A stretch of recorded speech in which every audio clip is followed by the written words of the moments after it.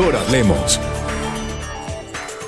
¿Qué tal? Muy buenas noches, bienvenidos, les saluda de nuevo Claudia Palacios. Estamos ya en Mejor Hablemos, hoy para conversar sobre un tema que nos importa y que nos preocupa a todos, las pensiones de los trabajadores colombianos. Hay alrededor de 15 millones de personas que tienen su dinero en los fondos de ahorro para pensiones y que bueno, en los últimos días recibieron la noticia de que el primer trimestre de este año registró unas ganancias negativas. Para entender de qué se trata esto, si esto se puede volver a repetir o no, si esto hay que prestarle mucha o poca atención o qué es lo que hay que hacer, pues nos acompaña el que sabe. Él es el presidente de Asofondos, el señor Santiago Montenegro. Bienvenido. Claudia, un gusto estar acá, honrado por estar acá. Muchas gracias. Bueno, usted salió a todas partes a decir que no había problema, que eso ya había pasado otras veces, que así son los ahorros, pues con cierta volatilidad, como a calmar las aguas. Pero ¿pueden todos estar tranquilos o hay personas que por su edad, por el monto de ahorro que tengan, deberían aprovechar esta coyuntura para hacer algunos cambios? Sí, Claudia, como explicamos ayer a los medios, esas coyunturas de unos poquitos meses ya han pasado antes. Esto no es la primera vez que hay rentabilidades negativas, ¿no? Eso ha pasado muchas veces y es normal que eso pase, porque los mercados financieros tienen esas correcciones, ¿no? Lo curioso es la virulencia con que en las redes sociales, sobre todo, se desató esta discusión y este movimiento, ¿no? Porque, como le digo, eso ha pasado antes y eso va a volver a pasar. Eso es natural, ¿no? O sea, ¿usted ve cierta suspicacia, yo como no sé, una mano oscura detrás de todo? ¿O yo qué? no sé, es muy raro que esto haya pasado, porque como le digo, eso ha pasado antes, ¿no? El año pasado fue un año excepcional. Los rendimientos de los trabajadores se valorizaron en 28 billones de pesos, ¿no? Y los montos ahorrados de los trabajadores alcanzaron 230 billones, ¿no? Entonces, una corrección de esa tendencia era algo normal. Entonces, es muy curioso, que, yo no sé por qué, de pronto porque estamos en una coyuntura electoral, no sé, ¿no? Se haya armado en las redes sociales esa polémica y esa cosa. Bueno, de pronto por la coyuntura electoral, pero más allá de eso, porque creo que todos los que seguimos las noticias somos conscientes de que se viene una reforma pensional, de que es algo que el próximo presidente no puede evitar y todos han hablado de eso. Y el punto es en cómo se hace esa reforma pensional. Si los fondos de pensiones que cuando se crearon pues generaron una gran cantidad de expectativas, realmente sí han cumplido esas expectativas o no, porque hay quienes dicen que no, que eso es mejor seguir teniendo la plata en Colpensiones y mucha gente de los fondos de pensiones también es invitada a pasarse a Colpensiones. ¿No será por ahí la bulla? No sé, yo no sé lo que pasó, ¿no? Hay distintas hipótesis. Pero volviendo a la coyuntura, ¿no? La verdad es que, como le dije, esas cosas pasan y lo importante no es ver, para ver el bosque, no hay que fijarse en un árbol o en dos árboles, ¿no? Hay que tener la perspectiva de todo el bosque. Esto, en términos de las pensiones, es ver las rentabilidades de largo plazo de los fondos de pensiones, ¿no? Las rentabilidades que son de los trabajadores. Y en el largo plazo, los resultados son excelentes, ¿no? De los 230 billones de pesos que tienen los trabajadores en sus ahorros, 144 billones son rentabilidades, ¿no? Eso traducido a un número es un 8% en términos reales, por encima de la inflación. Ese es un resultado excelente en Colombia y en cualquier parte del mundo. Comparados con otros países donde el sistema pensional es fuerte en fondos privados de pensiones, ¿cómo está Colombia? Está entre los mejores, ¿no? Está entre los mejores, porque es una rentabilidad muy alta, ¿no? Compare eso con lo que le da a usted, pues, un CDT o otras cosas, ¿no? este es un resultado muy bueno, ¿no? Muy bueno. ¿Cuál es el país que está mejor catalogado en sus fondos de pensiones por la rentabilidad que ofrece a sus ahorradores? Entre Colombia y Chile. Hablando de América Latina, de América Latina, sí. Específicamente. Pues obviamente hay otra cantidad de fondos distintos, ¿no? Voluntarios, otra cantidad de cosas. Bueno, pero y esto es neto de todo, neto de comisiones, de todo, es neto, ¿no? O sea, es una rentabilidad muy alta.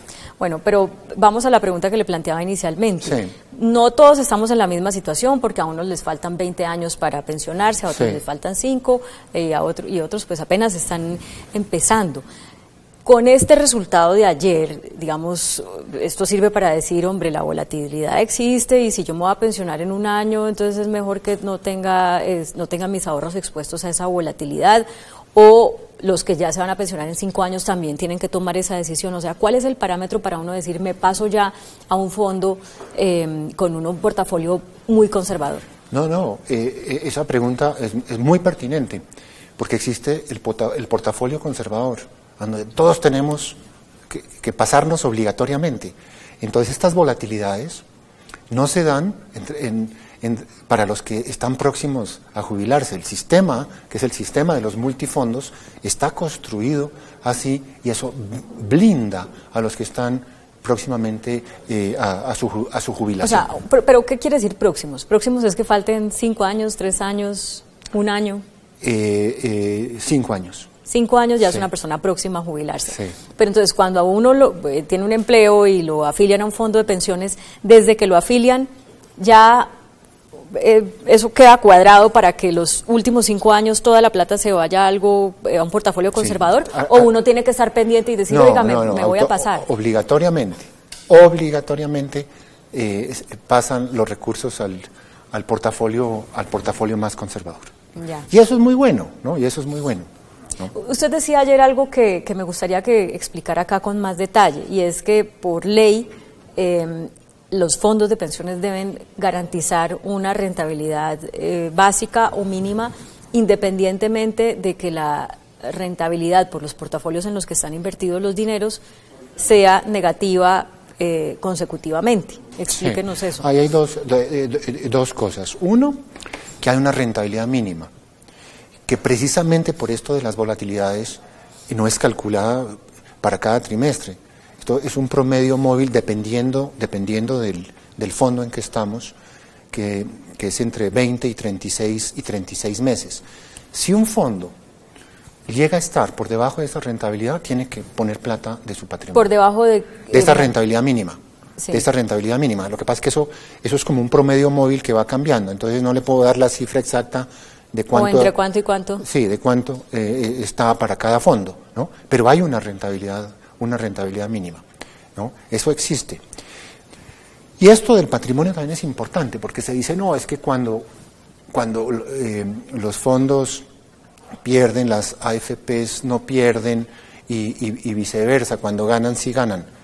No, hay una cosa importante, el 70% de los patrimonios de las administradoras de los AFPs están invertidos en el mismo fondo, o sea que los intereses están perfectamente alineados. Si al fondo le va bien, a la AFP le va bien, pero si al fondo le va mal, a la AFP le va mal. Entonces los intereses están alineados. Pero yo quiero que me explique más lo de la garantía de la rentabilidad mínima, poniendo un ejemplo. Vamos a 50 millones de pesos, a 100 millones de pesos, como quede más fácil hacer la cuenta. Es esto algo así. Y como le digo, los números no los tengo en la cabeza porque eso van cambiando, porque es como un promedio móvil, como una ventana que se va corriendo. Entonces, si la rentabilidad mínima es el 5%, ¿no?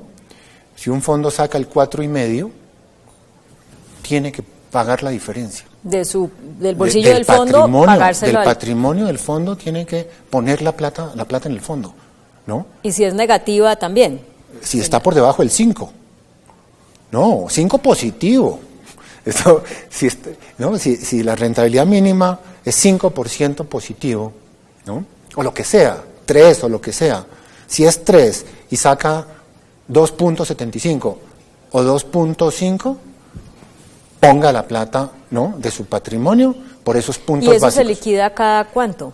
O sea, ¿por qué, por ejemplo, en ese trimestre de enero a marzo la rentabilidad fue negativa a pesar de existir esa rentabilidad porque mínima? Como le dije, esa rentabilidad se calcula sobre periodos mucho más anchos, ¿no? Entre 20 y 36 meses. Ah, ya. Porque es absurdo que sea solo un trimestre, ¿no?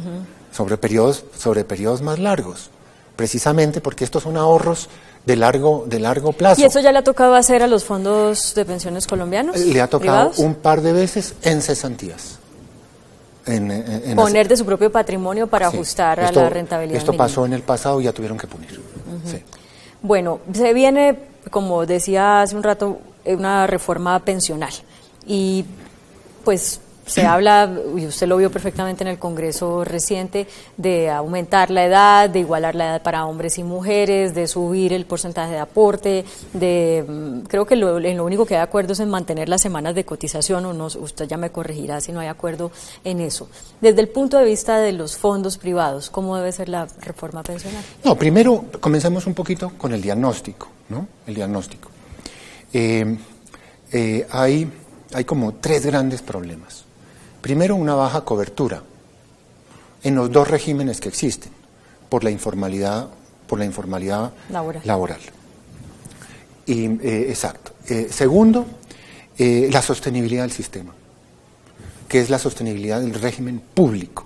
El régimen público de pensiones, que está compuesto por colpensiones, por el régimen que tienen los militares, los maestros y otros regímenes especiales que hay, tiene un déficit de más de 40 billones de pesos por año. Estos son más de 4 puntos del PIB, del Producto Interno Bruto.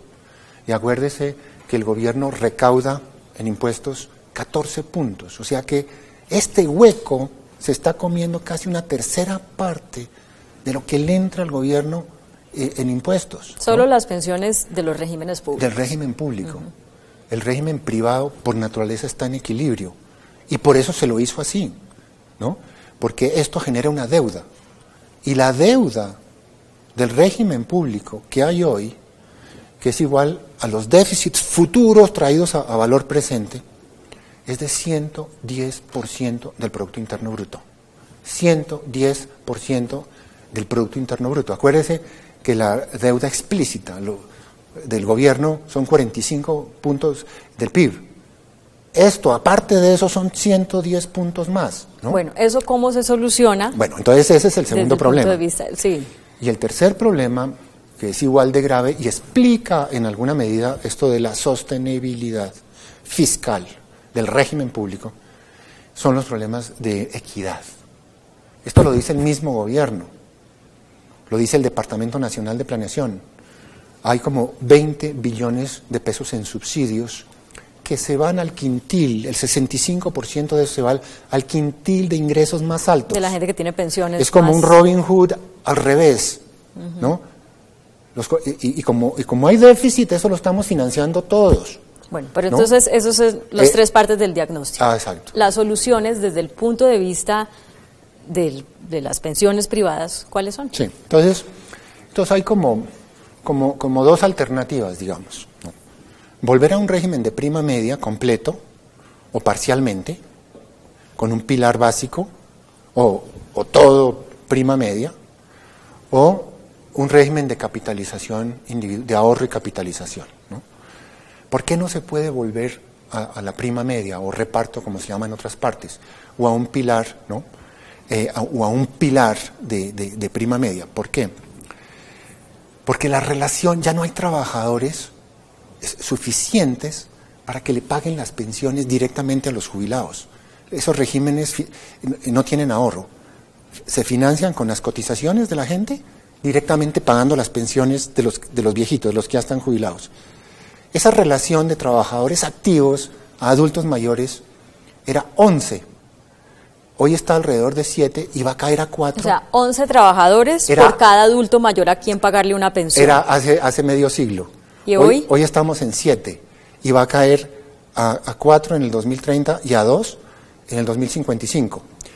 Si todos cotizaran, pero como además hay informalidad, hoy día no en el 2055. Hoy día solo hay 2 formales cotizando por cada adulto mayor. Y con 2 usted no alcanza a financiar eso. Eso ya es insostenible, ¿no? Cuando usted habla de régimen de prima media, para que todos entendamos, porque ese no es un lenguaje que entienda el común de la gente, ¿se está refiriendo a las pensiones públicas? Claro, a las pensiones públicas. O sea, colpensiones y los regímenes especiales que llamamos. A las pensiones públicas. Entonces eso ya no es sostenible. Esa solidaridad intergeneracional, eso quiere decir que los jóvenes de hoy, que están cotizando para pagar las pensiones de los viejitos de hoy, cuando ellos sean viejitos, no habrá jóvenes que les paguen las pensiones a ellos. Por eso es que con cualquier joven medianamente informado que uno hable hoy en día dice, no, yo sé que yo no me voy a pensionar, por eso no me gusta que me descuenten para la pensión. Pero entonces por eso hay que ahorrar. Y por eso la solución es ahorrar. El que tenga capacidad de ahorro tiene que ahorrar. Yo no estoy diciendo que los fondos de pensiones sean perfectos, hay que hacerle ajustes, pero ese es un régimen de ahorro, ¿no? Entonces alguien me podrá decir, y usted me va a decir, eso implica cerrar Colpensiones. De ninguna manera, ¿no? Una cosa es el sistema y otra quién lo administra. Aquí no estamos escogiendo entre un administrador público y uno privado, sino entre un sistema bueno y uno que no funciona. ¿Y entonces quién tiene que administrar Colpensiones? Ambos pueden. Colpensiones también puede tener una AFP pública para que administre el ahorro también de los trabajadores. Entonces, ¿en qué está invertida la plata de las pensiones de Colpensiones? ¿No está invertida en los mismos portafolios y títulos de las pensiones privadas? Colpensiones no tiene fondos, no tiene ahorros.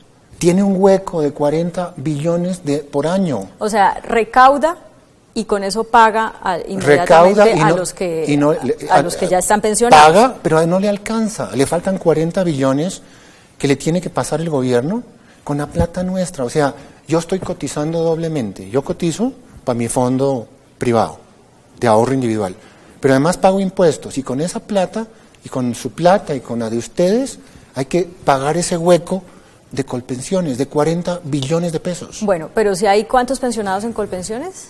1.2 millones por vejez. 1.2 millones por vejez, sí. Pero aquí voy a abrir un paréntesis para algo que le oigo mucho a personas que ya están por allá en sus 50, 55.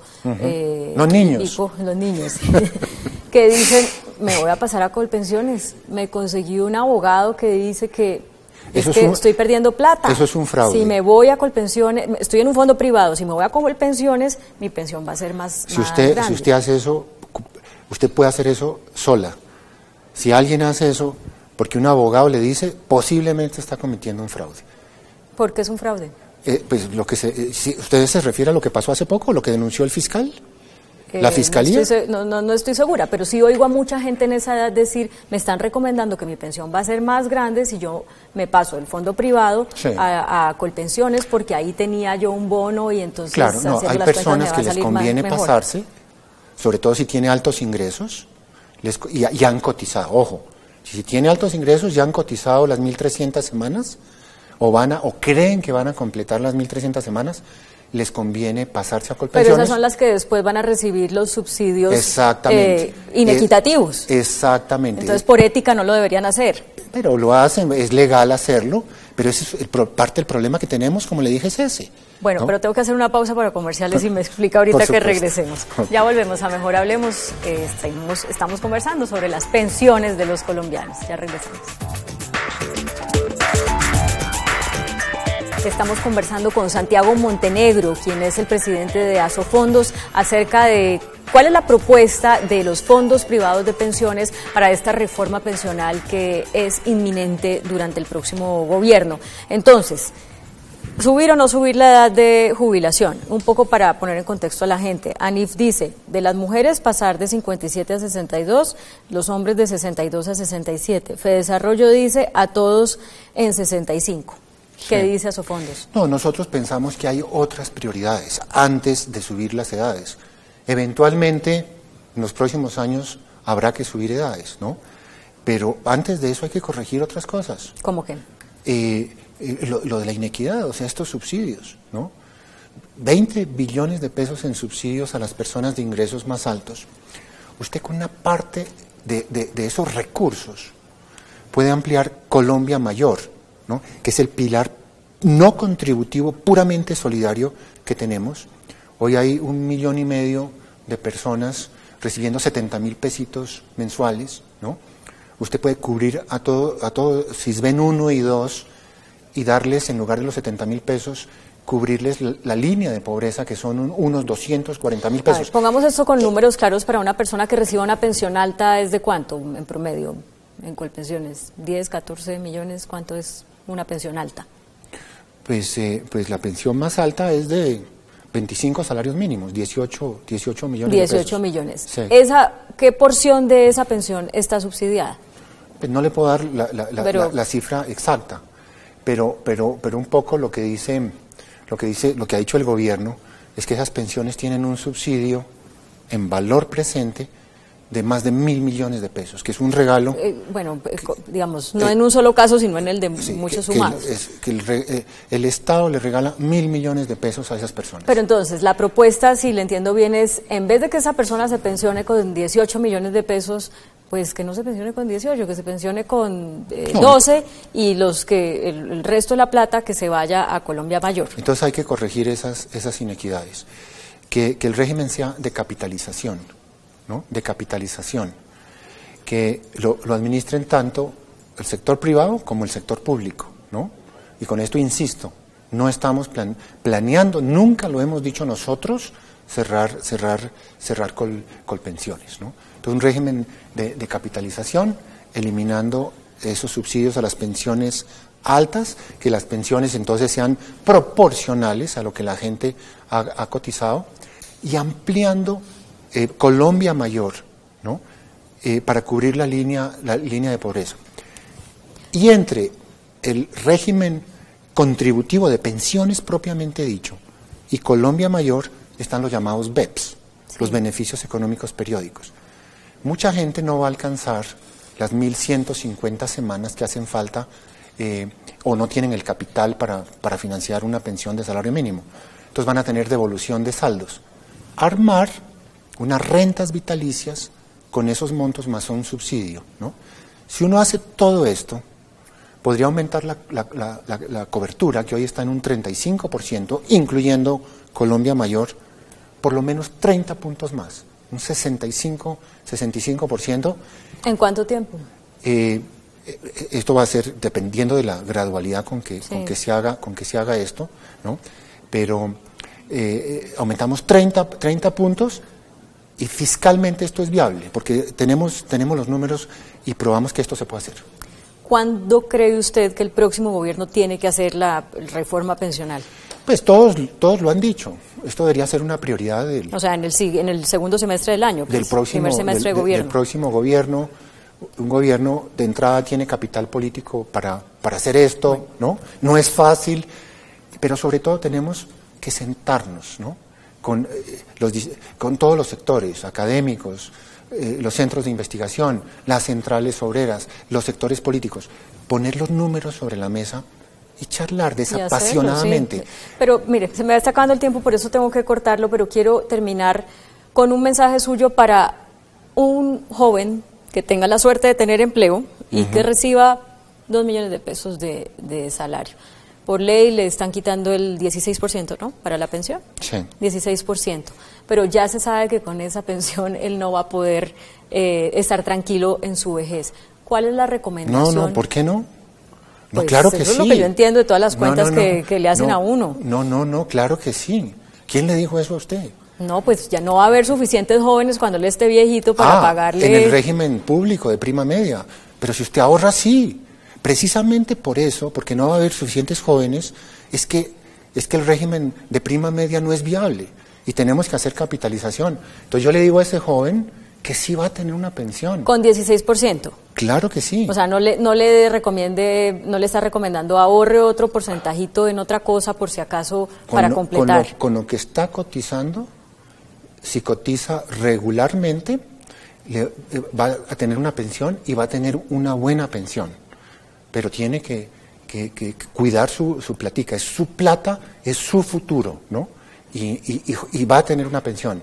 Puede tener la seguridad que la va a tener. Bueno, se nos acaba el tiempo, tiene que volver porque este tema es muy complejo y además tiene muchas aristas y se viene una discusión muy fuerte para toda Colombia. Muchas gracias por... Claudia, muchas gracias a usted por esta oportunidad. Bueno, ustedes también gracias por acompañarnos en Mejor Hablemos. Los dejamos como siempre con el adelanto de las caricaturas que serán publicadas mañana en El Tiempo Impreso y en eltiempo.com. Que tengan feliz descanso.